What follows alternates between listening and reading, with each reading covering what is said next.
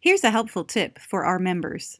You may come across a new symbol when entering values in EveryStem. NaN, short for not a number.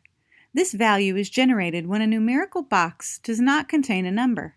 For example, if you delete a number in any of the numerical boxes inside an event and then forget to replace it, the not a number value will appear. To easily find where the not a number value is located in your event, scroll down to the totals and find the column that shows the not a number symbol. This is how you'll identify your missing number is in that column. Then simply scroll up until you locate the box that is missing a numerical value and enter the numerical value you need to complete that recipe.